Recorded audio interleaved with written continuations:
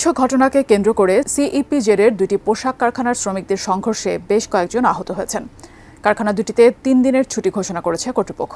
সেখানে আছেন সহকর্মী মনিরুল ইসলাম পারভেজ। বিস্তারিত জানতে সরাসরি যুক্ত হব তার সাথে। মনিরুল, আপনি জানাবেন কি বিষয় নিয়ে আসলে তাদের মধ্যে সমস্যা শুরু হয়েছিল, যেখান থেকে আসলে আহত হয়েছেন বেশ কয়েকজন আমরা শুনেছি। বিস্তারিত আপনার কাছে জানতে চাই।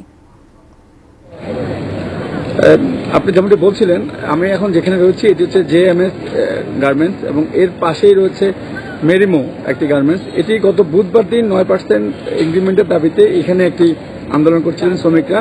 এরপরে মালিক পক্ষ আশ্বাস দিয়েছিলেন যে এটি ঠিক করবে, কিন্তু শ্রমিক পক্ষ এই সামনে একটি গেট রয়েছে সিইপিজেডে ঢোকার যে গেট, সেই গেটটি কিন্তু এই জেএমএস এর শ্রমিকরা যায়, সেই গেটটি কিন্তু আটকে দেয়, যার ফলে পাশের যে মেরিমো গার্মেন্টস তারা কিন্তু ছুটি হওয়ার পরে সেই গেট দিয়ে কোনোভাবে বেরোতে পারছিল না।